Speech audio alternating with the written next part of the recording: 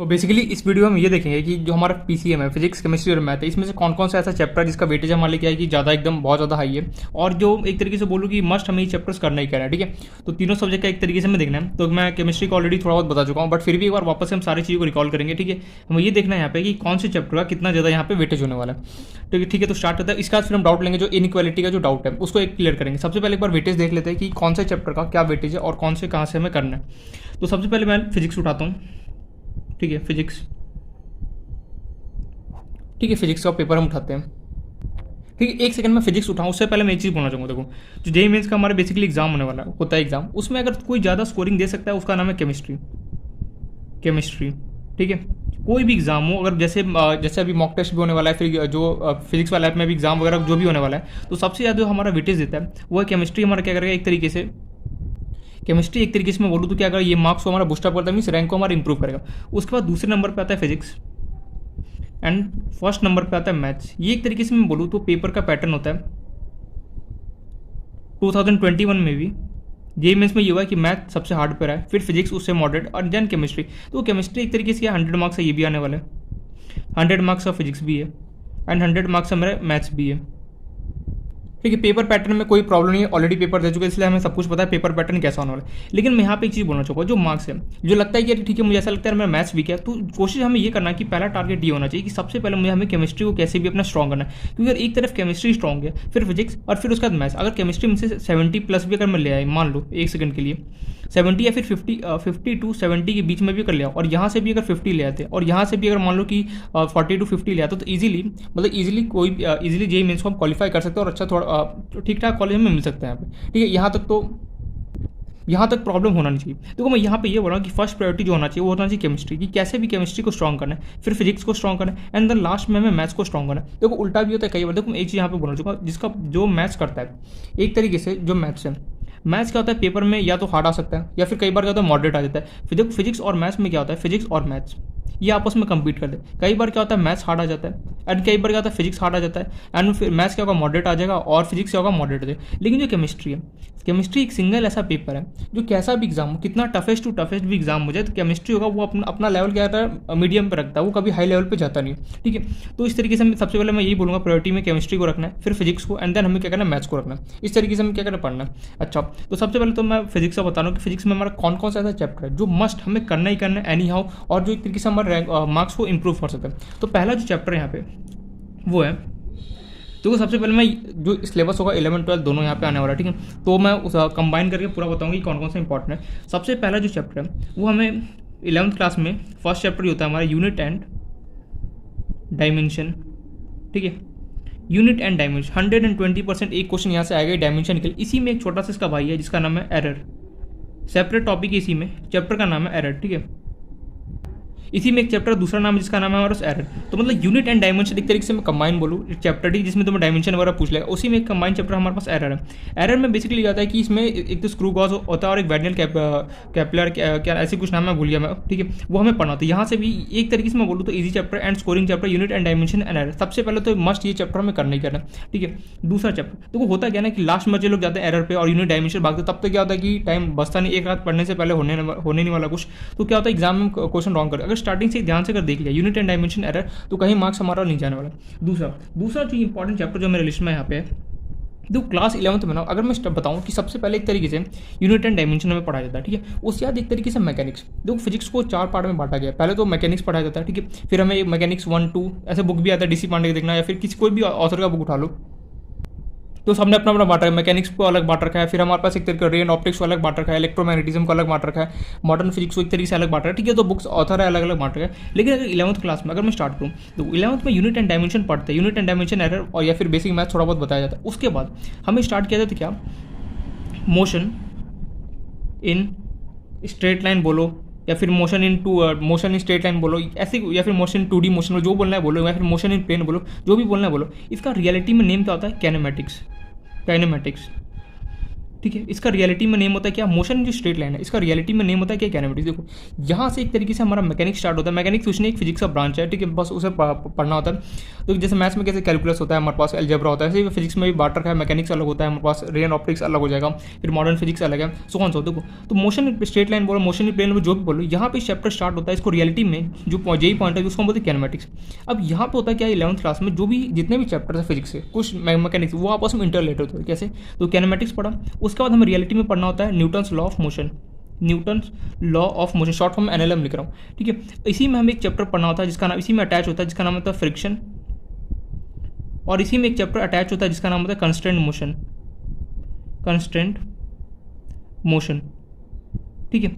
देखना पहले, देखते चलो फिर बताऊंगा कि कौन कौन से मस्ट चैप्टर जो हमें करना है। सबसे पहले देखो, हमें स्टार्टिंग में क्या होता है, यूनिट एंड डायमेंशन पढ़ाया जाता है 11th में। देन हमारे पास आता है काइनेमेटिक्स, या फिर हम उससे बोलते हैं मोशन इन प्लेन बोलो। इसी में क्या आता है, नेक्स्ट चैप्टर होता है न्यूटन लॉ ऑफ मोशन, लेकिन उसका भी नाम ये लोग अलग रख दिया, मोशन इन प्लेन वगैरह, जो भी एनसीईआरटी में जो लिखा है लॉ ऑफ मोशन, ठीक है।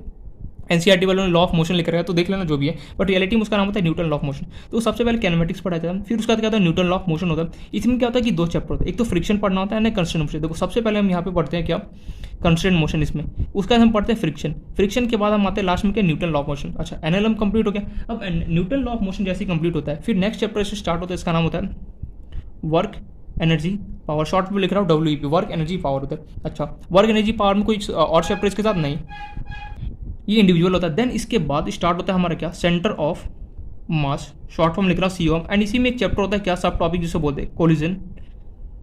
अच्छा, देन इसके बाद हमारे पास क्या होता है, रोटेशनल मोशन पढ़ना होता है, रोटेशनल मोशन। अच्छा, इसके बाद क्या होता है हमारे पास जो नेक्स्ट टॉपिक है जिसका नाम होता है सर्कुलर मोशन। सर्कुलर मोशन पढ़ाया जाता है। ये क्या होता है ना, सर्कुलर मोशन होता है ना, कई बार ये लोग क्या करते हैं कि रोटेशनल मोशन से पहले ही पढ़ाते थे या फिर उसके बाद भी पढ़ाते थे। अच्छा, इसके बाद क्या होता है ग्रेविटेशन। ग्रेविटेशन हमें पढ़ना पड़ता है, ठीक है। तो ग्रेविटेशन क्या है ना, अपना जो 12th क्लास का इलेक्ट्रोस्टैटिक है, 12th का इलेक्ट्रोस्टैटिक एंड जो ग्रेविटेशन है, काफ़ी हद तक क्या दोनों का फॉर्मूला बहुत ज़्यादा सिमिलर है। इलेक्ट्रोस्टैटिक में पढ़ा था force equal to K Q1 Q2 upon R, तो ग्रेविटेशन में पढ़ोगे force equal to G, K की जगह क्या होगा G। अब ग्रेविटेशन एंड इलेक्ट्रोस्टैटिक कई बार क्या करते हैं इंस्टीट्यूट होते हैं, ड्रॉपर्स वगैरह देखना साथ में ही पढ़ाया जाता है इलेक्ट्रोस्टैटिक एंड ग्रेविटेशन को। ये दोनों क्या सिमिलर आपस में चैप्टर होते हैं। अच्छा, अब लेकिन यार मन में अगर ये मुझे तो यहाँ पे इंपॉर्टेंट चैप्टर्स बताना था, लेकिन ये चैप्टर्स क्यों बता रहा है, एक सेकंड ध्यान से मेरी बात सुनो।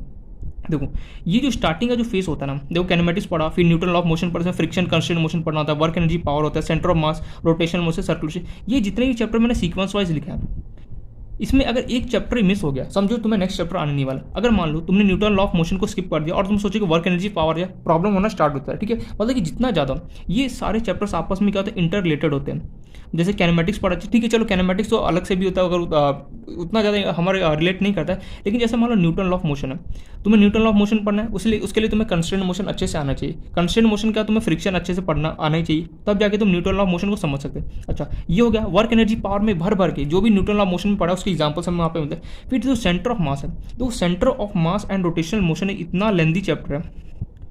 Centre of mass and rotational motion seriously अगर 11th क्लास का बच्चा उसको 1 मंथ या फिर 20 to 25 डेज रोटेशनल मोशन चलता है, सेंटर ऑफ मास भी 20 to 25 डेज चलता है, मतलब 15 to 20 डेज चलता है। बहुत ज़्यादा लेंदी चैप्टर होता है centre of mass and rotational motion, ठीक है। अभी तो मैं वेटेज नहीं, अभी बस देखो कि चैप्टर्स का नाम देखो कि कौन सा चैप्टर क्या है।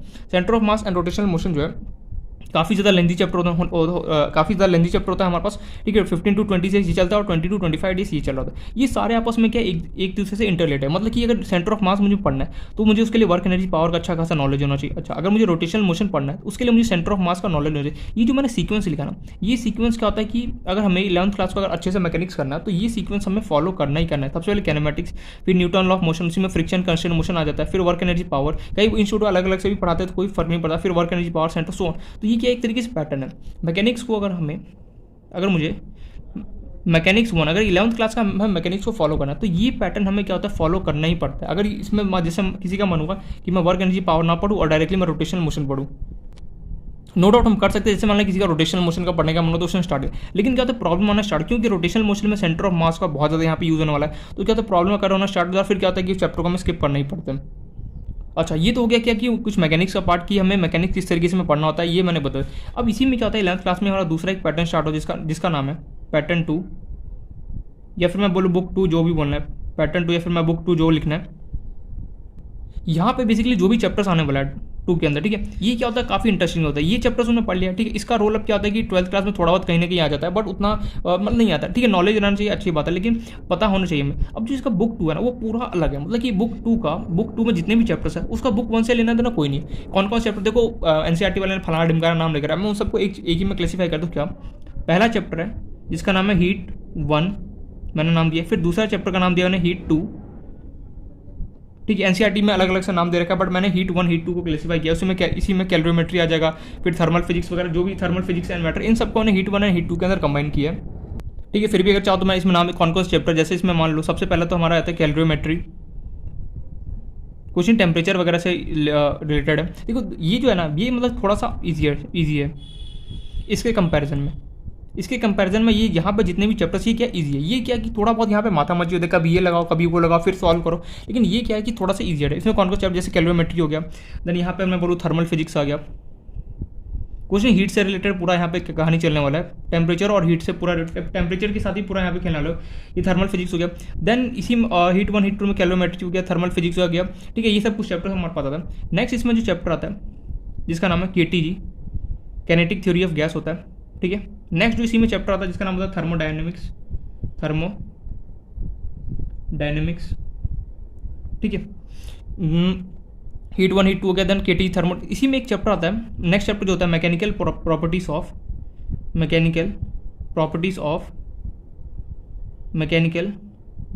प्रॉपर्टीज ऑफ सॉलिड, एंड इसी में नेक्स्ट जो चैप्टर होता है जिसका नाम होता है मैकेनिकल प्रॉपर्टीज ऑफ फ्लूइड्स, ठीक है।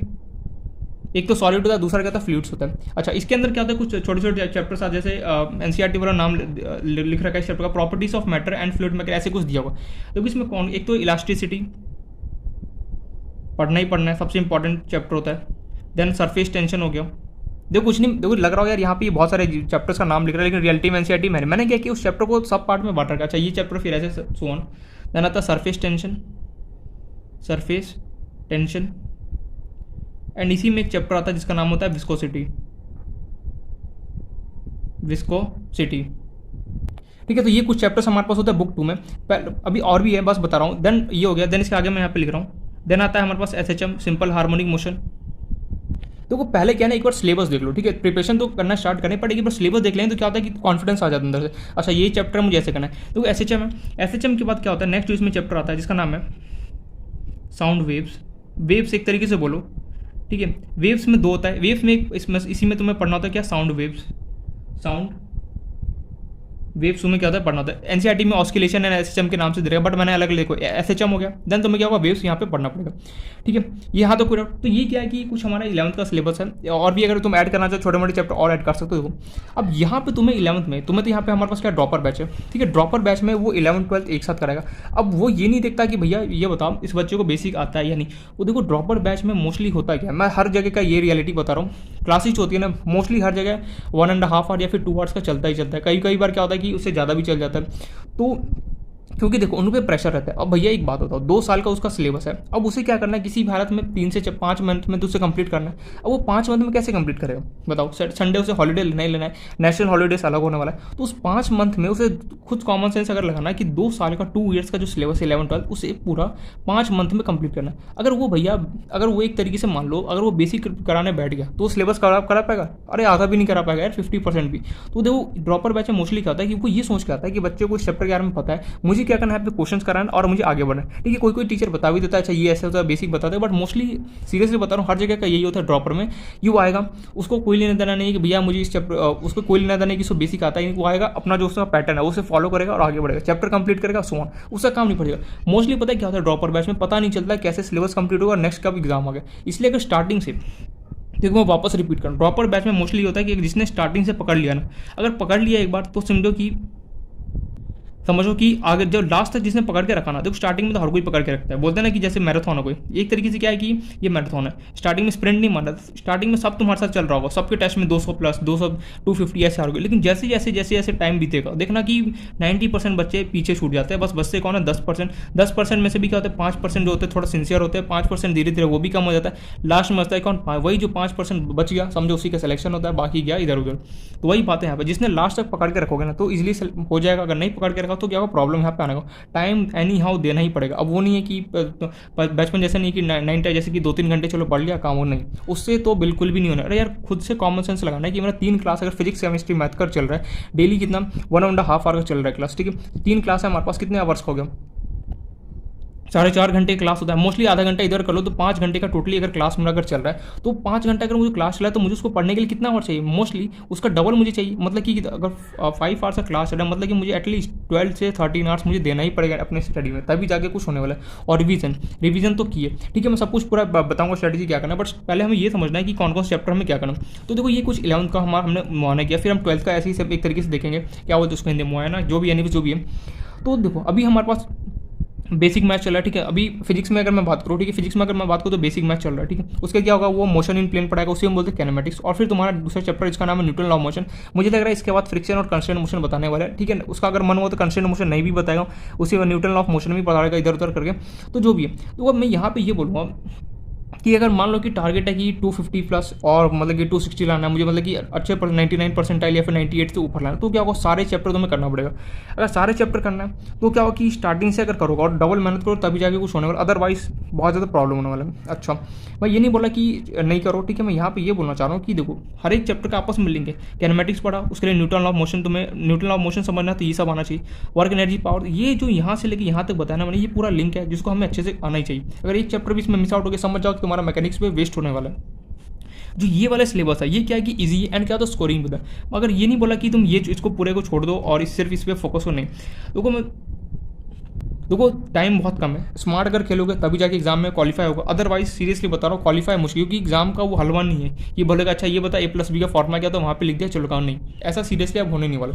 तो स्मार्ट खेलना पड़ेगा कि डिसाइड करना है क्या मुझे ये सब 11th पढ़ना है, 11th को भी मैं क्या पढ़ूँ और मुझे अच्छे से पढ़ना है, उसका बाद क्या करूँ, फिर मैं जो चैप्टर मैं चल रहा है मैं उसको भी अच्छे से फॉलो करूँ, एंड जो बाकी जो इंपॉर्टेंट चैप्टर उसे भी फॉलो करूँ। ये अपने ऊपर चॉइस है कि दोनों में से क्या लेना है। तो ये मैंने कुछ 11th का बता दी कि क्या चैप्टर हमारे पास होना है। 12th के चैप्टर्स मोस्टली तुम्हें पता है, इसलिए मैं यहाँ पर रिपीट नहीं कर रहा हूँ, मेरा काम था 11th का था। अच्छा, अब मैं यहाँ पे ये बता रहा हूँ कि कौन सी जो 2 और डाई चैप्टर मतलब कि मोस्ट इंपॉर्टेंट चैप्टर है 11th एंड 12th दोनों में। तो सबसे पहले देखो यूनिट एंड डायमेंशन, इसी में एक छोटा भाई इसका नाम एरर, वो हमारा आता है। अच्छा, नेक्स्ट चैप्टर इसमें कौन सा इंपॉर्टेंट है हमारे, तो नेक्स्ट चैप्टर जो हमारे पास इंपॉर्टेंट यहाँ पे है, तो ये जो मैकेनिक्स वाला पार्ट है, ये ग्रेविटेशन से पहले का बता रहा हूँ यहाँ तक, ये जो पार्ट है जिसने ये पढ़ लिया मैकेनिक्स, तो अगर पढ़ लिया तुमने यहाँ से यहाँ तक तो टोटली 10 से 12 क्वेश्चन तो यहाँ से आना ही है। मतलब कि 10 क्वेश्चन तो मैं अप्रॉक्सीमेटली मान के चल सकता हूँ कि यहाँ से यहाँ तक में 10 क्वेश्चन तो आना है। कैनेमेटिक्स से मुश्किल से कैसे भी करके एक से कई बार एक भी आता है, कई बार 2 भी क्वेश्चन भी आता है। Newton law of motion 1 question, friction से 1 question, work energy power 1 question, centre of mass and rotational motion and इसमें कोलिजन बहुत ज़्यादा इंपॉर्टेंट टॉपिक है। यहाँ से 3 से 4 क्वेश्चन 100% आते हैं, कई बार क्या होता है 2 से 3 आ गया, मतलब इतने क्वेश्चन तो आना है। मतलब एक तरीके से मोटा मोटी मान के चलो, मैं यहाँ पे लिख भी देता हूँ, लेकिन अब मन में यार ये सवाल आएगा कि क्या मैं इसको पूरे का फॉलो करूँ या फिर मैं इसको छोड़ के इंपॉर्टेंट टॉपिक्स देखो। ये मैं एक तरीके से मैं जो यहाँ पे लिख रहा हूँ कैनेमेटिक, अभी जो तुम्हारे देखो इंस्टीट्यूट में चलेगा, ठीक है, जो बैच में चलेगा वो तुम्हें क्या करेगा कैनेमेटिक, वो ऐसा नहीं करेगा कि तुम्हें पहले हीट पढ़ा देगा या फिर SHM ये नहीं, उसका जो स्ट्रैटेजी है वही फॉलो का शेड्यूल दे रखा है, प्लान उसी के अकॉर्डिंग चलेगा। कैनेमेटिक्स, फिर Newton law motion, work energy power, centre of mass, फिर इस पे आएगा। तो क्या होता है ना स्टार्टिंग में ना ये लोग बहुत इंस्टीट्यूट वाले बहुत मतलब एक तरीके से इनका भी मिस्टेक नहीं है, रियलिटी में इनको पता है क्या करना चाहिए, इनको रियलिटी में ऐसे चैप्टर्स पहले स्टार्टिंग में 10 से 15 दिन में कवर अप कराना चाहिए, जिसका क्या है कि किसी भी चैप्टर से इनसे इंटर रिलेटेड ना हो, जो वेटेज ज़्यादा रखते हैं, लेकिन ऐसा कराते नहीं है। बट कोई नहीं, जो भी है, तो कैनेमेटिक्स से लेके सर्कुलर मोशन, ठीक है, ये चॉइस है, ये यहाँ पे मैं दे रहा हूँ चॉइस कि करना चाहते हो या फिर नहीं, ये अपने ऊपर चॉइस है। क्योंकि देखो अगर करना है तो यहाँ कैनेमेटिक्स से लेकर सर्कुलर मोशन पूरा ही चैप्टर करना पड़ेगा, बीच में एक भी चैप्टर नहीं करना पड़ेगा। मैं सीरियसली बता रहा हूँ, इसको अगर मैं कैटेगराइज करूँ कि क्या कैनेमेटिक्स से सर्कुलर मोशन तक जितने भी चैप्टर वो हार्ड है, ईजी है या फिर मीडियम है, तो मैं यहाँ पे ये बोलूँगा हार्ड और मॉडरेट के बीच में खेलता है ये। हार्ड और दिखाई दे रहा ना, 1 सेकेंड, हार्ड और मॉडरेट के बीच में बेसिकली क्या होता है, खेल रहा होता है। मतलब ये कैनेमेटिक्स से लेके सर्कुलर मोशन तक अगर 8 से 10 क्वेश्चन भी अगर मेरे पास आ रहे हैं, ठीक है, तो हार्ड और मॉडरेट के बीच में क्या होता है, खेल रहा होता है। अब तुम्हें चॉइस करना है क्या मुझे कैनेमेटिक्स से लेके सर्कुलर मोशन तक पढ़ना है या फिर इसको मुझे स्किप करना है, ठीक है। तो एग्जाम जो होने वाला है, जो पार्ट टेस्ट जो भी बैच में होने वाला है, उसमें तो क्या होगा ये चैप्टर्स आएगा, और वहाँ पर अगर स्कोर नहीं करोगे तो यार बुरा लगे यार कि यार मैं ये चैप्टर्स कर रहा हूँ और लेकिन फिर भी मेरे स्कोर नहीं आ रहा, तो क्या हो कुछ टाइम तक पेशेंस रखना पड़ेगा। अच्छा, ये तो हो गया कि कैनेमेटिक्स से सर्कुलर मोशन चॉइस है, हमें करना है या फिर नहीं, अपने ऊपर चॉइस है। अगर करना है तो सारा ही करना है, अगर नहीं करना है तब तो कोई बात ही नहीं है। ठीक है, वो चॉइस मैं यहाँ पे दे रहा हूँ। हार्ड और मॉडरेट के बीच में चलता है। यहाँ पे 2 चैप्टर सबसे ज़्यादा यहाँ पे डिफिकल्ट लगे क्या, एक तो लगेगा, मैं पहले बता रहा हूँ, सेंटर ऑफ मास, बहुत मतलब कि लगा क्या हो क्या रहा है मेरे साथ। और दूसरा लगेगा रोटेशनल मोशन। इसमें क्या होता है ना, कैनेमेटिक्स और सर्कुलर मोशन में क्या था, जिसने साथ में स्टार्टिंग से पकड़ के लास्ट तक जिसने पकड़ लिया ना, समझो उसको समझ में आ गया। जिसने बीच में 1-2 क्लास भी छोड़ दिया ना, समझो काम नहीं पड़ गया। इसलिए मेरा कैनेमेटिक्स से सर्कुलर मोशन चॉइस है, देख लेना, एक बार सोच लेना कि हाँ मुझे करना है तो करना है, मैं यहाँ पर डरा नहीं रहा। ठीक है। अच्छा, नेक्स्ट जो यहाँ पे वेटेज जो वाले जो चैप्टर्स है वो क्या है, जितने भी बुक 2 के जो यहाँ पे मैंने चैप्टर्स लिखे सारे के सारे मोस्ट इंपॉर्टेंट चैप्टर्स हैं। बुक 2 के जो भी मैंने यहाँ पे चैप्टर्स लिखे उसको अपने नोटबुक में नोट डाउन कर। Book 2 all chapters, all book 2 के जितने भी मेरे पास यहाँ पे चैप्टर्स हैं, बुक 2 में कौन कौन चैप्टर है, हीट 1 से लेके जो भी मैंने यहाँ पे लिखा है 11 चैप्टर, 11 चैप्टर मोस्ट इंपॉर्टेंट, यहाँ पे मोस्ट इंपॉर्टेंट चैप्टर्स है ये। मतलब कि हीट 1 से लेके जो वेव्स तक है मेरा, ये चैप्टर्स मुझे करना ही करना है। मोस्ट इंपॉर्टेंट यहाँ पे चैप्टर्स मान रहे, मतलब कि यूनिट एंड डायमेंशन। ठीक है, यूनिट डायमेंशन आ रहा है। उसके बाद मेरे पास ये जो सेकंड वाला है, ये ऑप्शन मेरे पास चॉइस है कि क्या मैं कैनेमेटिक्स से लेके सर्कुलर मोशन तक करूँ, या और लिख रहा हूँ बीच में, सुनना मेरे वर्ड को एक एक, या मैं हीट 1 से स्टार्ट करूँ और वेव्स तक पूरा कंप्लीट करूँ। चॉइस है ये, दोनों में से कोई एक ही करना। मैं ये सजेस्ट करूँगा दोनों में से किसी एक ही को सजेस्ट करना। अगर दोनों कर रहे हो तो उस टाइप का गट्स रखना अंदर में कि हाँ मैं दोनों कर सकता हूँ, मेरे पास पोटेंशियल है, तभी लेना। ये मत सोचना कि ऐसा मत करना कि आधा ये करूँगा आधा नहीं। आधा आधा करोगे तो टोटली क्या होगा, पूरा एक तरीके से ब्लंडर बन जाएगा और कुछ हो नहीं पाएगा। या तो कैनेमेटिक्स से लेकर सर्कुलर मोशन तक करना, या फिर बुक 2 के जितने चैप्टर्स है वो करना। अच्छा, अब दोनों में से ईजी कौन है, ये जो पोर्शन है इसमें तुम्हें 2 चैप्टर डिफिकल्ट लगेगा, डिफिकल्ट नहीं, थोड़ा सा समझने में लगे क्या। एक तो फ्लूइड्स वाला था, थोड़ा बहुत यहाँ पे समझना पड़ता है, और दूसरा क्या, जो वेव्स वाला है ना, वेव्स में थोड़ा समझना पड़ता है। देखो मैं वापस रिपीट कर रहा हूँ, कैनेमेटिक्स से लेके सर्कुलर मोशन तक या तो ये करो, या फिर मैं बुक 2 के जितने भी चैप्टर्स लिखा है हीट 1 से लेके या वेव्स, तुम पूरा लिखना है यहाँ पे, मैं यहाँ पे लिख नहीं रहा, ये करो। दोनों में से चॉइस है। अब क्या सेलेक्ट करना है वो टोटली तुम्हारे ऊपर है। अगर ऐसा लगे कि हाँ मुझे दोनों करना है, मेरा मन है कि मैं कैनेमेटिक्स से लेकर सर्कुलर मोशन तक करूँगा, उसके बाद मेरा मन है कि हीट 1 से लेकर मैं पूरा टोटली करूँगा, तो क्या उसके लिए अंदर से गट्स लेके चलना कि हाँ मैं कर सकता हूँ, मुझे आगे कुछ भी हो जाए मैं करूँगा, टाइम दूंगा अपना, तभी करना। लेकिन अगर लगे कि नहीं मुझे दोनों में से किसी एक को करना है, तो मैं ये सजेस्ट करूंगा कि अगर चॉइस होगा, मेरे पे चॉइस होता है कि क्या क्या करता, तो मैं बुक 2 वाले के चैप्टर्स को सेलेक्ट, क्योंकि थ्योरेटिकल चैप्टर्स ज़्यादा है, थ्योरी यहाँ पे ज़्यादा है, और क्या हो कि यहाँ पे थोड़ा मगअप करने वाला, रटाफिकेशन वाला भी और समझने वाला भी है। तो ठीक है, अपने ऊपर चॉइस लेना। देखो मैं टाइम यहाँ पे ले रहा हूँ क्योंकि मुझे एक एक चीज़ यहाँ पे डीप में एक्सप्लेन करना, आधा अधूरा ज्ञान नहीं देना चाहता, इसलिए क्या कि हमें पूरा डीप में समझना है। देखो वापस मैं रिपीट कर रहा हूँ, कैनेमेटिक्स से लेके सर्कुलर मोशन तक या तो ये करो, या फिर बुक 2 के जितने भी चैप्टर्स मैंने लिखे इसको यहाँ पे नोट डाउन करना, यही करो। दोनों में से कोई एक करो। अगर लगे कि अंदर में वापस रिपीट करो कि मुझे दोनों चैप्टर्स करना है, मेरे अंदर गट्स है, मैं दोनों कर सकता हूँ, मैं डेली 15 से 16 घंटे मैं दे सकता हूँ, सीरियसली बता रहा हूँ, बच्चे दे रहे हैं नीट में या फिर जेई का ही देखो आके बच्चे सीरियसली दे रहे हैं, 17 आवर्स देते हैं बच्चे, मजाक नहीं कर रहे, सीरियसली फैक्ट है। वही क्या होता है, all India rank AR 1 AR 2 ऐसे लेके आते हैं। पेपर आसान आएगा या फिर नहीं वो कोई प्रेडिक्ट नहीं कर सकता, बट यही बोलूँगा अगर ढंग से अगर कर लिया तभी जाके कुछ होने वाला है। अच्छा पहले ठीक है, अभी तो मैं वेटेज बता रहा हूँ, फिर कैसे करना वो मैं आगे बताऊँगा। तो ये यहाँ पे क्लियर हो गया पार्ट कि कैनेमेटिक्स से लेकर सर्कुलर मोशन तक करूँ या फिर मैं बुक 2 के जितने चैप्टर्स है वो मैं करूँ, दोनों में से क्या मेरे पास चॉइस है। अच्छा दोनों में से चॉइस है, दोनों में से जो लगे मुझे बता देना। एंड यूनिट एंड डायमेंशन तो ये तो करना ही करना। अगर हाँ पहली गट्स है कि अंदर मुझे दोनों चैप्टर करना है तो मैं दोनों भी चैप्टर कर सकता हूँ। अच्छा अगर मान लो कि दोनों में से किसी एक को चूज करता हूँ, तो वहाँ पे जो पार्ट टेस्ट चलेगा, तो वहाँ पे क्या होगा, तुम इस चैप्टर पे फोकस कर नहीं रहोगे, तुम ये पे चलोगे, तो उससे क्या होगा, तुम्हें एक तरीके से फिजिक्स को जो भी चैप्टर जब तक ये नहीं आता तब तक तुम्हें मार्क्स क्या होगा फिजिक्स में थोड़ा अच्छा नहीं आ रहा होगा। ठीक है, जो भी है ये मैंने दोनों में से चॉइस करना, दोनों लगे करना। ठीक है, समराइज कर रहा हूँ, दोनों में से कोई भी चॉइस करना, अपने ऊपर चॉइस है। और लगे कि दोनों कर सकते हैं तो ठीक है, कोई बात ही नहीं है, तब तो दोनों करो, वेल एंड गुड। अच्छा ये हो गया। ये तो क्या होगा, कुछ 11th का होगा कि हमें क्या करना है, मैंने यहाँ पे पूरा प्रेडिक्ट कर दिया। देखो चैप्टर्स अगर तुम्हें लगे, वापस रिपीट कर रहा हूँ, बुक 2 करना या फिर कैनेमेटिक्स, यहाँ पे सारे नाम लिखना, चॉइस कर लेना। चॉइस करने के बाद फिर मुझे बताना, फिर हम उसके अकॉर्डिंग चलेंगे। ठीक है, अच्छा ये तो हो गया। अब 12th पे आते हैं, ये तो हो गया 11th। अब 12th में कौन कौन से इंपॉर्टेंट चैप्टर्स है। सबसे पहला तो ग्रेविटेशन को एक तरीके से रियलिटी बताऊं तो ग्रेविटेशन को ना जब इलेक्ट्रोस्टैटिक पढ़ा रहे होते हैं ना उसी टाइम पढ़ा होता है, तो तुम ग्रेविटेशन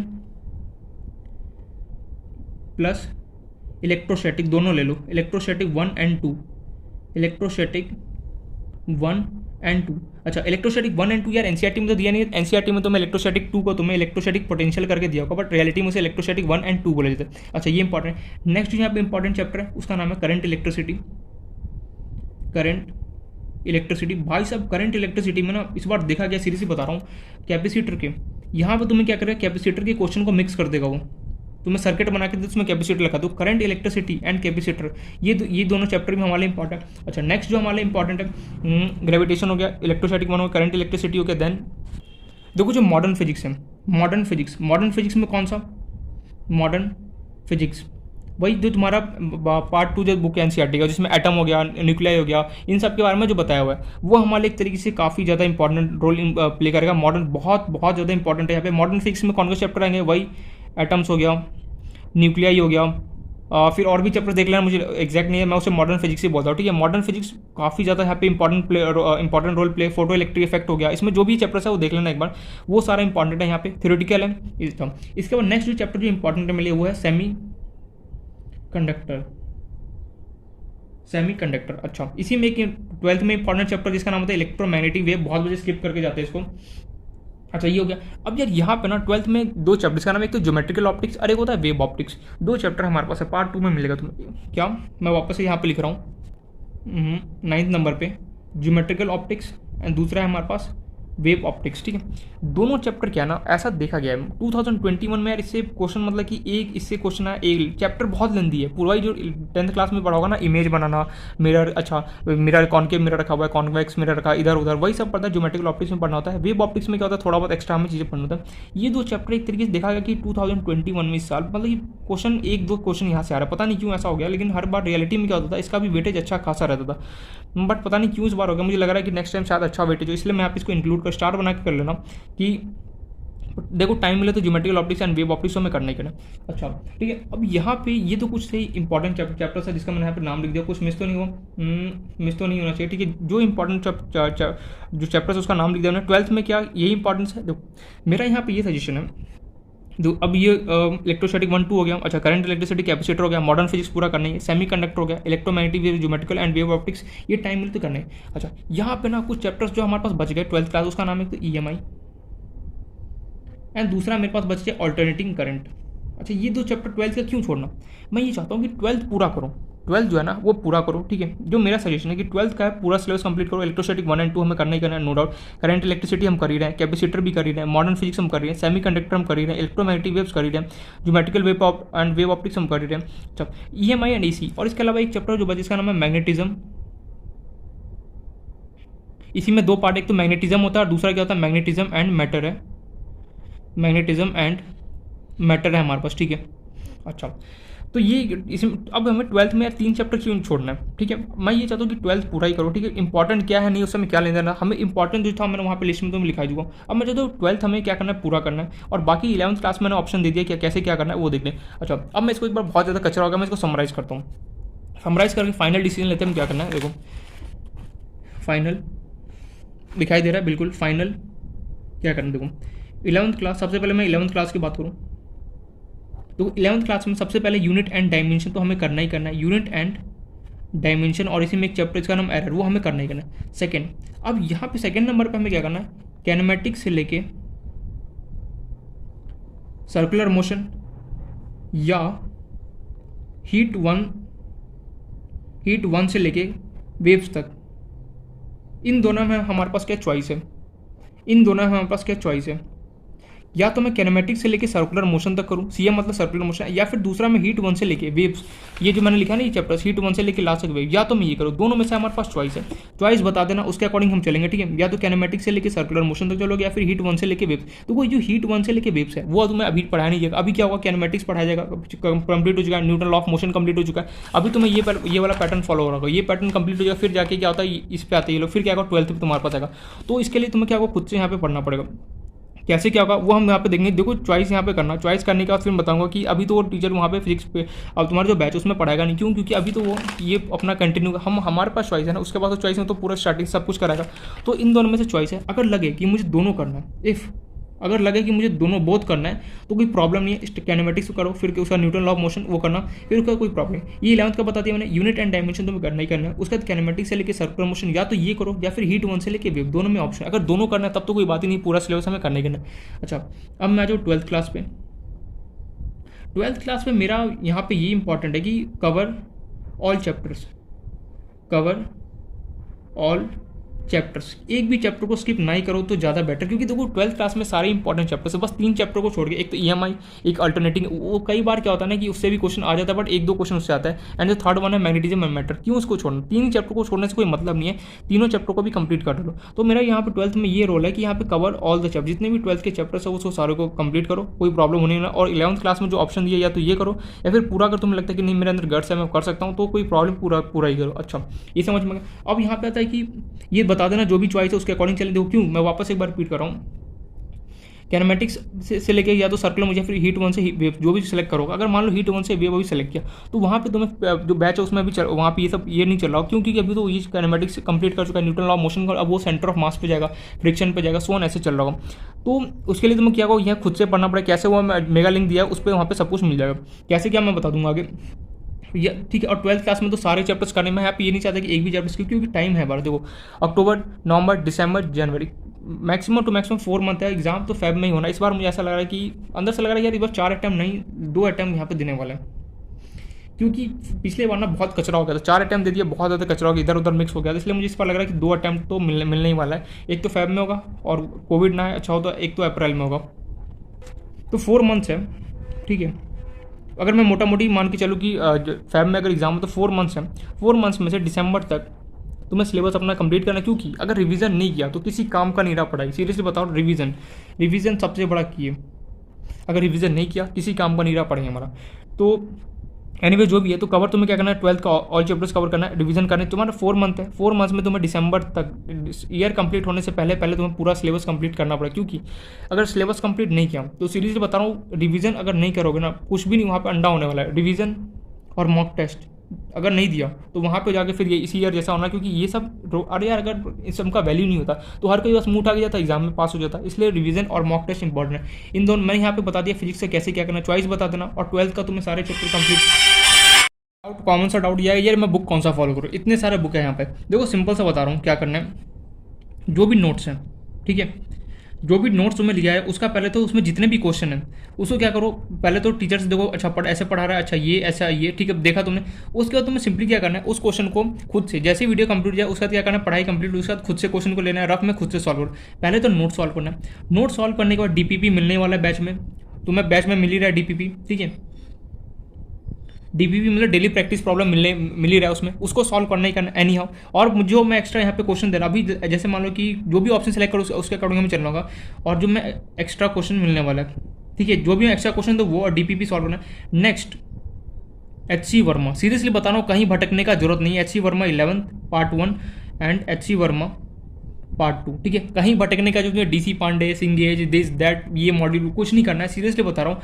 नोट्स फॉलो करो, DPP जो मिला वो एक्स्ट्रा क्वेश्चन जो मैं दे रहा हूँ HC वर्मा, बस इससे इनफ है। इसके अलावा कुछ भी यहाँ वहाँ भटकने का जरूरत नहीं है, सिंपली ये कर लिया, सीरियसली हो जाएगा सब कुछ। बस ये कि टाइम देना पड़ेगा। अच्छा, अब टाइम कितना देना पड़ेगा, देखो अब टाइम की बारी, जो फिजिक्स है भैया, फिजिक्स को क्या है समझने के लिए टाइम तो तुम्हें देना ही पड़ेगा। टाइम अगर अलॉट नहीं करोगे तो क्या प्रॉब्लम आना स्टार्ट होगा। वीडियो अगर मान लो कि जैसे तुमने कोई 2 से 3 आवर का वीडियो देखा, ठीक है, जो 1 सेकंड में टाइम बताओ, उससे पहले मैं एक चीज़ बोलना चाहूँगा। देखो एक चीज़ इतना रहा, जितने आवर्स का तुमने वीडियो देखा, फॉर एग्जाम्पल जैसे मैंने मान लो कि मैंने कोई वीडियो उठाया, जैसे मान लो यूनिट एंड डायमेंशन उठाया, मैंने उसका 2 घंटे का मैंने वीडियो देखा, अच्छा 2 आवर्स का मैंने वीडियो देखा, उसका डबल कितना होगा 4 आवर्स।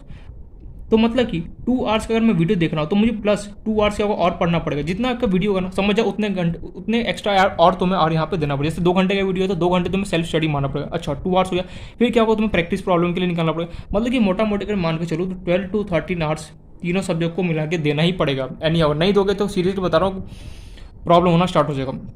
यहाँ पे कोई ऐसा नहीं फिक्स नहीं है कि अच्छा 2 घंटे में पढ़ लूँ 3 घंटे, नहीं, सीरियसली बता रहा हूँ। एक चीज़ तो यहाँ पे बेसिक टूल बता दे क्या, कि जितने घंटे का वीडियो देखोगे उससे समझ जाओ तुम्हें क्या करना, डबल 2 घंटे का 2 घंटे तुम्हें एक्स्ट्रा देना पड़ेगा, ठीक है। सीरियसली 3 घंटे की वीडियो देखो 3 घंटे एक्स्ट्रा तुम्हें सेल्फ स्टडी में मानना पड़ेगा।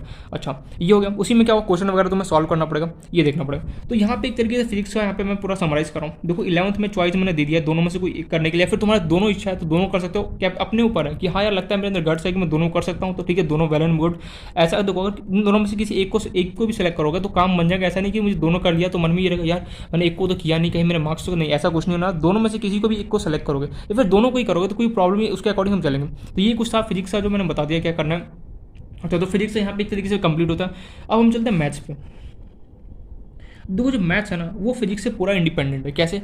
जो फिजिक्स है वो बोलता है यार तुझे कैनेमेटिक्स पर, जैसे यहाँ पे फिजिक्स में देखा तुमने कि सेंटर ऑफ मास पढ़ना है तो मुझे इसके लिए वर्क एनर्जी पावर आना चाहिए, मुझे रोटेशनल मोशन पढ़ना है तो सेंटर ऑफ मास का नॉलेज होना चाहिए। अच्छा, लेकिन मैथ्स ऐसा नहीं बोलता है। मैथ्स बोलता है तू कोई भी सारे चैप्टर्स है ना इंडिविजुअल अलग इंडिपेंडेंट है, उससे हमें कोई मतलब नहीं है। अच्छा, पहले तो मैं मैथ्स के कुछ इंपॉर्टेंट चैप्टर्स बताता हूँ, उसके बाद हम पढ़ेंगे कि उसके बाद देखते हैं कैसे क्या करना है। सबसे पहला जो इंपॉर्टेंट चैप्टर है जिसका नाम है क्वाड्रेटिक इक्वेशन।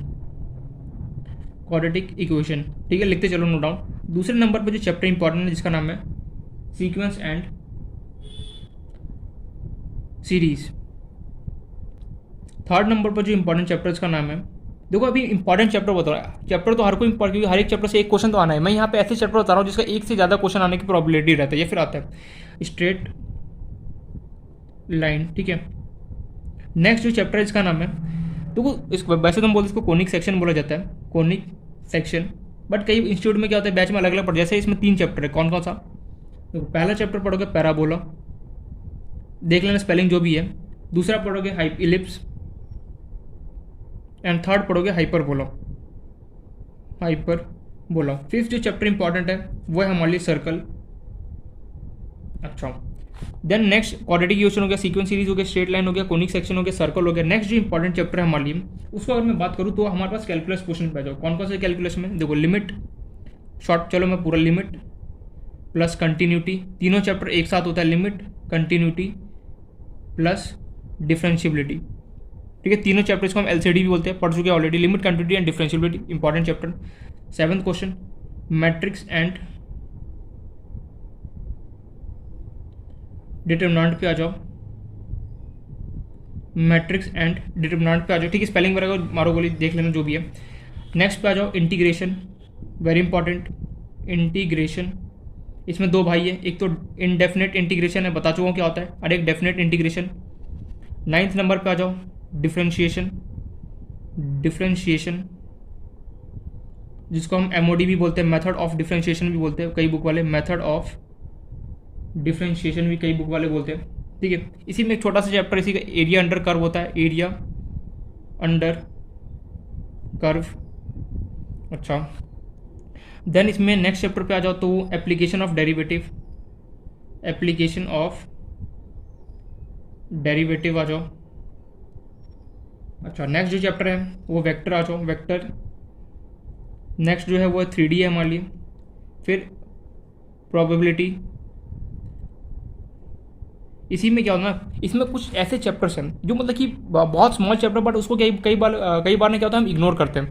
जैसे मान लो इग्नोरेंस चैप्टर में लिख रहा हूँ, इग्नोरेंस चैप्टर जो हम कर देते हैं। पहला चैप्टर इसका नाम है स्टैटिस्टिक्स। स्टैटिस्टिक्स। दूसरा होता है height and distance. Height and distance, ठीक है। ये 2 चैप्टर है जो उसको हम इग्नोर मोस्टली कर देते हैं। इसी में एक चैप्टर और इंपॉर्टेंट हमारे लिए, इसका नाम होता है डिफरेंशियल इक्वेशन। सॉरी लिखना भूल गया मैं, डिफरेंशियल इक्वेशन। ये कुछ यहाँ पे 15 चैप्टर जो मैंने लिखा है, ठीक है, वो हमारे यहाँ पे इंपॉर्टेंट है। अच्छा, देखो यहाँ पर भी सवाल ये उठ के आ गया कि यार 12th को तूने कितने पार्ट में बांटा है। देखो यहाँ पर भी मेरा रूल सिंपल है, क्या? क्लास 12th जो है वो तुम्हें ऑल चैप्टर्स कवर करना है, ऑल चैप्टर्स कवर अप करना ही करना है, कोई छोड़ने वाला बात है। देखो क्यों? देखो पहला चैप्टर फंक्शन है, ठीक है, उसको मैंने यहाँ पे स्किप कर दिया क्योंकि उतना इंपॉर्टेंट नहीं है। दूसरा तुम्हारे पास आता है क्या, इनवर्स ट्रिग्नोमेट्री, उसको भी स्किप किया क्योंकि एक क्वेश्चन आता है। देखो next chapter matrix and determinant है, इंक्लूड है इसमें। देखो next chapter limit, continuity, differential वो भी है। देखो एओडी आता है वो भी इंक्लूड है, इंटीग्रेशन वो भी इंक्लूड है, डिफरेंशियल इक्वेशन। मतलब कि 12th के तुम्हारे लिए सारे चैप्टर्स ही क्या एक तरीके से इंपॉर्टेंट है, उसको इंक्लूड किया। अच्छा यार 11th में क्या क्या इंक्लूड किया? एक तो क्वाड्रेटिक इक्वेशन किया, सीक्वेंस सीरीज किया, स्ट्रेट लाइन किया, कोनिक सेक्शन किया, इसमें 3 भाई है, और एक सर्कल किया। मतलब कि 11th से तूने बस 5 चैप्टर उठाया। क्यों? देखो अब ये ना टोटली क्या होता है, लक पे यहाँ पे डिपेंड करने वाला है। क्या इस बार ऐसा देखा गया क्या कि बाइनोमियल थ्योरम, दो जो सबसे रद्दी वाला चैप्टर होता है ना, जो मुझे भी सही बता रहा हूँ, बाइनोमियल थ्योरम, एंड दूसरा होता है पीएनसी, परमुटेशन एंड कॉम्बिनेशन, ठीक है। थर्ड जो होता है उसका नाम है कॉम्प्लेक्स नंबर। कॉम्प्लेक्स नंबर, ठीक है। ये 3 ऐसे चैप्टर है ना जो मतलब कि पर्सन टू पर्सन डिपेंड करते हैं। अगर उसको अच्छा लगा उसे समझ में आ रहा है तो ठीक है तो करो, अदरवाइज क्या करो मत करो। इस बार देखो लक पे डिपेंड है। इस बार ऐसा हुआ था कि कॉम्प्लेक्स नंबर है जिसको बेसिक भी आता ना, पूरे चैप्टर में 5-5 6-6 क्वेश्चन आ गया था एक ही साथ। कॉम्प्लेक्स ऐसा शिफ्ट आता जिसके अंदर कॉम्प्लेक्स नंबर से 6 क्वेश्चन आ गया था। बताओ, जिसने अगर बेसिक भी किया होगा उसको खर्चे नहीं पड़ जाएगा। तो मतलब कि तुम्हें मैथ्स में ये तीनों चैप्टर भी करना ही करना है, binomial theorem, PNC and complex number. देखो पीएनसी का ना प्रोबेबिलिटी में बहुत हेल्प होगा तुम्हें, अगर परम्यूटेशन कॉम्बिनेशन अगर अच्छे से कर लेना तो प्रोबेबिलिटी में बहुत ज़्यादा तुम्हें हेल्प यहाँ पे मिल जाए, क्योंकि हायर लेवल का जो क्वेश्चन होता है ना, जो प्रोबेबिलिटी में बनाया जाता है वो पीएनसी से उठाया जाता है। ये 3 चैप्टर कब करना है, जब ये सारे चैप्टर्स कंप्लीट हो जाए, उसके बाद अगर मेरे पास टाइम रहा सफिशिएंट तो इस केस में हमें ये 3 चैप्टर को हमें करना है। बाकी ये हमारे क्या 50 ये 15 के 15 चैप्टर्स है जो हमारे लिए इंपॉर्टेंट है।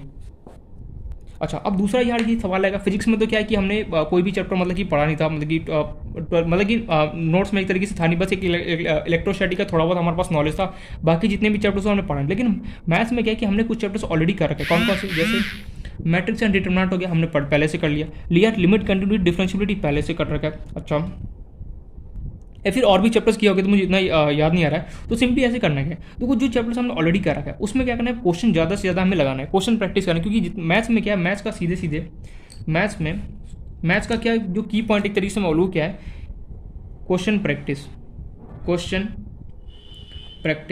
सीधा इसका की मंत्र है, जो बोलते हैं ना इसका मंत्र, वो क्या है कि क्वेश्चन प्रैक्टिस। जितना ज़्यादा क्वेश्चन प्रैक्टिस करोगे उतना ज़्यादा क्या होगा, जितने टाइप के क्वेश्चन देखोगे उतना ज़्यादा क्या होगा, एग्जाम में कंसेप्ट बिल्डअप होगा, फटाफट क्वेश्चन को सॉल्व करोगे। अच्छा, तो स्टार्टिंग में ये नहीं बोल सकता कि स्टार्टिंग में कोई एकदम नहीं कि एल्बर्ट आइंस्टाइन बन जाए फिर रामानुजन बन जाएगा, नहीं। स्टार्टिंग में क्या होगा कि बहुत प्रॉब्लम आएगा, यार लगे यार ये क्वेश्चन क्या हो रहा है। सीरियसली बोल रहा हूँ, पहले मैं स्टार्टिंग में बोल रहा था, अभी बोल रहा हूँ, जिसने स्टार्टिंग से लेके एंड तक पकड़ के रखा ना, गेम उसी का है। जिसने बीच में, कई बार क्या होता है स्टार्टिंग में तो सबके पास जोश है, ड्रॉपर बैच में सीधे बता रहा हूँ, सबके पास ड्रॉपर नहीं, या फिर 11th कहानी की स्टार्टिंग में भी यही होता कि सबके पास एकदम पोटेंशियल, यार मुझे तो एआई 1 चाहिए, सबको यार सबको तो मिलने नहीं वाला यार। जिसने स्टार्टिंग से पकड़ के रखा लास्ट तक, समझो क्या है, उसी का पूरा गेम है यहाँ पे। वही यहाँ पे बात है, जिसने स्टार्टिंग से पकड़ के लास्ट तक रखा, समझो उसका क्वेश्चन जितना ज़्यादा प्रैक्टिस यहाँ पे होगा उतना ही ज़्यादा क्या होगा यहाँ पे काम होने वाला। अच्छा यार, ये तो समझ में यार, ये कुछ चैप्टर्स है जो करना है, और जो टाइम रहा लास्ट में तो हम ये कुछ चैप्टर्स जो हमें करना है। अच्छा, और कोई यहाँ चैप्टर्स रहेगा तो मैं बता दूंगा, ठीक है, क्या करना है। तो एक तरीके से बोलूँ तो 12th के सारे चैप्टर्स कर ही लेना। अच्छा यार, यहाँ पे तूने ट्रिग्नोमेट्री को इंक्लूड नहीं है, क्यों? देख, ट्रिग्नोमेट्री के 3 चैप्टर है। ट्रिग्नोमेट्रिक, ठीक है, स्पेलिंग देखना जो भी है, TRIGO यहाँ पे होता है, ठीक है, देख लेना भाई। एक तो चैप्टर होता है ट्रिग्नोमेट्रिक रेशियो एंड हम बोलते हैं आइडेंटिटीज, ठीक है। दूसरा चैप्टर उसका नाम होता है ट्रिग्नोमेट्रिक इक्वेशन, एंड थर्ड जो चैप्टर है उसका नाम होता है सॉल्यूशन ऑफ ट्राइंगल। ट्रिग्नोमेट्री के 3 चैप्टर है, और सॉरी एक चौथा चैप्टर होता है ITF, इनवर्स ट्रिग्नोमेट्रिक फंक्शन। तो वो ट्रिग्नोमेट्री में क्या है, मैं पे चॉइस दे रहा हूँ, क्योंकि तुम्हें ट्रिग्नोमेट्री करना है तो ठीक है, फॉर्मूले वगैरह बहुत ज़्यादा मगअप करना पड़ेगा। सीरियसली बता रहा हूँ, फॉर्मूले तो मगअप करना ही पड़ेगा। क्यों? देखो यहाँ पे जो एक चैप्टर जो यहाँ पे मैं बताना बोलिए कि इंटीग्रेशन हो, ठीक है, इंटीग्रेशन हो, डिफरेंशिएशन हो, या फिर तुम्हारा लिमिट कंटिन्यूटी हो, ट्रिग्नोमेट्री के फॉर्मूले देखा ही था कि कितने ज़्यादा यहाँ पे यूज़ हो रहा था। तो एक चैप्टर तुम्हें मस्ट यहाँ पे करना ही करना पड़ेगा, कौन, जिसका नाम है trigonometry ratio and identities. Trigonometry ratio and identities must, भले ही उतना डिटेल ना करो, बट फॉर्मूले वगैरह जो है ना वो हमें अच्छे से करना ही पड़ेगा, क्योंकि तभी जाके कैलकुलस स्टार्ट होने वाला है। तो ट्रिग्नोमेट्री रेशियो एंड आइडेंटिटीज तो मस्ट हमें करना ही पड़ेगा एनी हाउ ये, क्योंकि ये चैप्टर हमें करना पड़ेगा, तभी जाके क्या होगा कि जो इंटीग्रेशन हो गया, डिफरेंशिएशन हो गया, फिर कहीं भी आगे जो चैप्टर्स उसमें जो जहाँ ट्रिग्नोमेट्री का फॉर्मूला यूज़ होगा वहाँ पे कर सकते हो, क्योंकि फॉर्मूला इंपॉर्टेंट है। ट्रिग्नोमेट्री के थोड़ा बहुत अगर नॉलेज ले लिया ना तो मतलब अच्छा रहेगा, मतलब कि इसमें मान लो कि 60 to 70% तो मैं करना ही पड़ेगा ट्रिग्नोमेट्री रेशियो एंड आइडेंटिटीज का, जिससे क्या हो कि आगे वाले जो चैप्टर्स है उसमें प्रॉब्लम ना हो। अच्छा यार, ये तो समझ में आ गया कि ट्रिग्नोमेट्री का ही चैप्टर्स है ना, बाकी ये इंपॉर्टेंट चैप्टर्स है, एंड 12th तो मुझे पूरा करना ही करना है, ठीक है यार, ये समझ में। अब यार कहाँ से पढ़े, रिसोर्स कर ले, तो रिसोर्स का देखते क्या क्या करना है हमें। देखो रिसोर्स में क्या है, सेम वही फंडा यहाँ पे भी अप्लाई होगा, रिसोर्स। अच्छा, सबसे पहले तो नोट्स, जो मुझे क्वेश्चन मिला जाए उसे हमें पढ़ना है। देन DPP हमें हर एक बैच में जो भी मिलने वाला वो हमें करना ही करना है, और जो मैं यहाँ पे एक्स्ट्रा क्वेश्चन देना उसमें। अब यार यहाँ पे जो पॉइंट आता है यार, क्या एक्स्ट्रा क्वेश्चन मैं कहाँ से करूँ, जैसे वहाँ पे HC वर्मा था, वैसे यहाँ पे मैं क्या करूँ। तो यार उसका देखो सॉल्यूशन क्या है कि कोई बुक लेने से फालतू में भी कोई मतलब नहीं रहा। किसी के मन में अगर मैं सिंगेज लेता हूँ, किसी के मन में अगर मैं RD शर्मा लेता हूँ, किसी के मन में अरिहंत कल, नहीं, जो मैं यहाँ पे एक्स्ट्रा क्वेश्चन दूंगा समझो बस उसे, वही तुम्हारा एक तरीके से एक्स्ट्रा बुक है। बस एक्स्ट्रा क्वेश्चन जो मैं यहाँ पे देने वाला हूँ वही क्या मिली, एक तरीके से एक्स्ट्रा बुक की तरह काम की, जहाँ जहाँ से मुझे लगा कि हाँ देना है उसी क्वेश्चन को क्या करना है, उसी को तुम्हें नोट डाउन करना है। अच्छा यार, यहाँ पे मतलब कि सोर्स में बात हो तो नोट्स करना है मुझे, DPP करना है, और बाकी बुक्स में अगर NCERT, तो कोई भी चैप्टर कंप्लीट हो फटाफट एक बार NCERT में जाना, पलट के देखना, अच्छा ये क्वेश्चन ऐसे, अच्छा ये ऐसे, एक बार देख लेना। यहाँ पे मैं एक चीज़ लिखना भूल गया, NCERT मस्ट है, NCERT must. After completing chapter complete होते ही एनसीईआरटी पे जाना और फटाफट देखना, उस मतलब 1 से 2 घंटे में तुम्हें देखना चाहिए क्वेश्चन ऐसे होगा, अच्छा चाहिए क्वेश्चन ऐसे करना नहीं है, बस देखना है, जिसमें डाउट लगे सर्कल बनाओ और क्या करो उसको सॉल्व करो। एक चीज़ मैं बताना यहाँ पे भूल गया, vector 3D and probability NCERT अच्छे से कर लिया, समझो उससे बाहर नहीं है, बस कंसेप्ट अगर अच्छे से कर लिया ना तो क्या होगा, आगे प्रॉब्लम नहीं होने वाला। ठीक है, तो देखो यहाँ पे रिसोर्स में क्या करोगे, नोट्स पढ़ोगे, ठीक है, डीपीपी तो, और जो मैं एक्स्ट्रा क्वेश्चन दूंगा जहाँ से भी जो भी क्वेश्चन दूंगा वही क्या होगा तुम्हारे पास यहाँ पे एक्स्ट्रा बुक की तरह काम आने वाला। तो यार ये क्या कुछ हो गया मैथ्स का यहाँ पे फंडा। अब एक बार इसको समराइज कर देखो, मैथ्स में मैंने टोटल 11 से भी कुछ चैप्टर्स उठाए, 12 से भी उठाए, तो जो मैंने बताया एक से जो हाई वेटेज वाले चैप्टर मैंने लिख दिया नाम, 12th तुम्हें पूरा कंप्लीट करना है, 12th क्या करना है, ऑल चैप्टर्स कवर अप करना ही करना है, एनी हाउ कोई भी हो, चाहे फिजिक्स हो, केमिस्ट्री हो, चाहे मैथ्स हो, 12th तुम्हें पूरा करना ही करना है। केमिस्ट्री में हम देखेंगे कैसे करना है, लेकिन फिजिक्स और मैथ्स में 12th तो मुझे करना है। 11th में जो चैप्टर्स डू एंड डाई है मैंने बता दिया, ये चैप्टर्स हमें करना ही है, यहाँ पे मैं लिख चुका हूँ ऑलरेडी। अच्छा, अब यहाँ पे जो एक चैप्टर जो है ट्रिग्नोमेट्रिक रेशियो, वो मुझे करना ही करना है एनी हाउ, चाहे हम हंस के करें या फिर होके करना है, क्योंकि ट्रिग्नोमेट्रिक रेशियो एंड आइडेंटिटीज नहीं किया तो हमें समझ में नहीं आएगा कि ट्रिग्नोमेट्रिक के फॉर्मूले कैसे क्या काम करते हैं, इसलिए ये चैप्टर तो हमें मस्ट करना है। बाकी लास्ट में अगर टाइम रहा तो हम चलेंगे किस पे, binomial theorem, PNC and complex number पे हमें चलना है। ओके ठीक है, ये पॉइंट ऑफ व्यू है। तो ये हो गया कुछ मैथ्स का यहाँ पे रिसोर्स। टाइम वही मैंने टाइम ऑलरेडी बोल चुका हूँ कि टाइम जितना ज़्यादा दे सको उतना ज़्यादा टाइम हमें देना है। अब चलते नेक्स्ट जो है वो है केमिस्ट्री। केमिस्ट्री में मैंने इंपॉर्टेंट चैप्टर जो है हमारे मैं ऑलरेडी डिस्कस कर चुका हूँ। अब देखो यहाँ पे केमिस्ट्री में क्या है, 3 पार्ट में, एक तो फिजिकल होता है, फिजिकल केमिस्ट्री है, एक क्या है इनऑर्गेनिक है, और एक क्या है ऑर्गेनिक है। अच्छा, अब फिजिकल में कौन कौन चैप्टर है मैं ऑलरेडी बता चुका कि ये चैप्टर हमारे इंपॉर्टेंट है, इनऑर्गेनिक और ऑर्गेनिक का भी बता चुका हूँ कि ये चैप्टर हमें करना ही करना है। अच्छा, अब फिजिकल में यार ठीक है 1-2 चैप्टर हो सकता है वहाँ पे मिस आउट हो गया, तो मैं वापस पहले तो हम फिजिकल चलते हैं। देखो फिजिकल केमिस्ट्री में कौन सा पहले बुक देख लेते हैं। फिजिकल केमिस्ट्री का जो बुक है वो एक ही है जिसका नाम है एन अवस्थी। तो स्टार्टिंग में उसका सॉल्यूशन बहुत ज़्यादा प्रॉब्लम होगा, बट उसके साथ अगर टिकर है, ठीक है, लेवल 1 तक के भी क्वेश्चन अगर कर लिया अच्छे से और टिकर है ना, तो आगे क्या होगा, कोई प्रॉब्लम नहीं आने वाला। तो फिजिकल में यार देखो सबसे पहले तो हर एक चैप्टर का मूल कंसेप्ट करना ही करना है एनी हाउ, इसमें कोई वो है नहीं कि नहीं करना है। मूल कंसेप्ट के बाद तुरंत इसमें क्या होता है कि रिडॉक्स रिएक्शन है, रिडॉक्स रिएक्शन जो नेक्स्ट चैप्टर है उसे भी करना ही करना है। ठीक है, हो सकता है मेरे से मिस आउट, ये इंपॉर्टेंट चैप्टर्स है। बाकी जितने भी चैप्टर्स हैं वो मैं यहाँ पे बता चुका हूँ ऑलरेडी कि कौन से चैप्टर हमारे लिए क्या इंपॉर्टेंट रोल प्ले करता है। तो यहाँ पे बस मैं यही बताऊँगी कि सबसे पहले मूल कंसेप्ट में पढ़ना है। केमिस्ट्री की शुरुआत कैसे करना है, सबसे पहले हमें मूल कंसेप्ट करना है, दूसरा हमें रिडॉक्स रिएक्शन करना है। बाकी जितने भी चैप्टर्स इंपॉर्टेंट है वो मैं ऑलरेडी टिक मार्क करा चुका हूँ, वो हमें यहाँ पे देख लेना है। ठीक है, अब यार यहाँ पे चलो फिजिकल के लिए तो एन अवस्थी हो गया। इनऑर्गेनिक के लिए क्या किया जाए, इनऑर्गेनिक के लिए नोट्स काफ़ी है, जो नोट्स जो भी बनाओगे वो, और जो डीपीपी मिल रहा होगा बैच में वो काफ़ी है, या और उसके साथ साथ एनसीईआरटी, इसके अलावा किसी को भी टच नहीं करना है। इनऑर्गेनिक में जो भी नोट्स मुझे मिल रहा होगा, इनऑर्गेनिक कौन कौन चैप्टर, वही एसपीडीएफ हो गया, जैसे केमिकल बॉन्डिंग हो गया, देन कोऑर्डिनेशन कंपाउंड हो गया, ये सारे चैप्टर जो हमारे पास है बेसिकली ये क्या होता है इनऑर्गेनिक में काउंट होने वाला है। अच्छा ठीक है, इनऑर्गेनिक के लिए क्या करना है, नोट्स करना है, डीपीपी जो है उसको सॉल्व करना है, अरे एनसीईआरटी जो बताऊंगा उसके अकॉर्डिंग चलना हो जाएगा। ऑर्गेनिक किसे कर रहे हैं हम, एनजे सर से, एनजी सर। अब यहाँ पे ऑर्गेनिक में क्या होता है कि पैटर्न है, जो मेगा ऐप में जो सीरियल नंबर वाइज बना कि फर्स्ट चैप्टर ये, सेकंड, थर्ड, फोर्थ, उसी के अकॉर्डिंग क्या होगा तुम्हें चलना होगा। अब ऑर्गेनिक में सारा चैप्टर, अगर चॉइस है यहाँ पे कि क्या मुझे सारा चैप्टर करना है या फिर मुझे क्या करना है, सिर्फ वही चैप्टर करना जो मेरे लिए इंपॉर्टेंट है, तो ये हमारे लिए एक तरीके से क्या है कि चॉइस है हमारे पास। तो चॉइस में ये देखो इंपॉर्टेंट चैप्टर्स कौन कौन से ऑर्गेनिक में, पहले तो IUPAC करना ही करना है, चाहे जो हो जाए करना ही करना है। IUPAC के बाद GOC करना ही करना है, आइसोमेरिज्म करना ही करना है, रिएक्शन मैकेनिज्म करना ही करना है। ठीक है, देन हमारे पास हाइड्रोकार्बन हमें करना ही करना है। देन हमारे पास आ जाओ एमीन्स पे, वो करना ही करना है। Then biomolecules, polymers and chemistry and everyday life तो वन।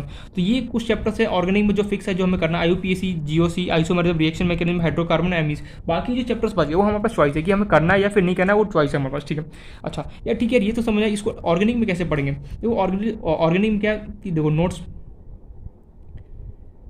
देखो अब यहाँ पे प्रॉब्लम ये है ना कि तुम देखो तुम्हें ऑर्गेनिक अपने साथ में बैलेंस करके चलना है। क्या देखो अभी से ही ऑर्गेनिक तुम्हें स्टार्टिंग से स्टार्ट, क्योंकि अगर देखो अगर बैच के अकॉर्डिंग चलोगे तो वो क्या होगा कि जो अपना एक तरीके से जनवरी में यहाँ पे फिनिश होगा, वहाँ पे लास्ट में लोग ऑर्गेनिक करेंगे फटाफट, 1 महीने में पूरा ऑर्गेनिक देना कंप्लीट हो जाएगा प्लानर के अकॉर्डिंग, मैंने देखा है। तो ऑर्गेनिक 1 महीने का सीरियसली नहीं है, इसके लिए क्या होगा स्टार्टिंग से अभी से ही क्या होगा, एक तरीके से हमें ऑर्गेनिक लेके चलना ही पड़ेगा साथ में, क्योंकि अगर अभी से नहीं लेके चले तो क्या होगा प्रॉब्लम होने वाला है। ऑर्गेनिक कैसे पड़ेगा, नोट्स जो था वो पढ़ा, उसके बाद MS चौहान बुक बाय नहीं करना मैं बताऊंगा तब। MS चौहान एलिमेंट्री नाम इसका है, एलिमेंट्री इन MS चौहान।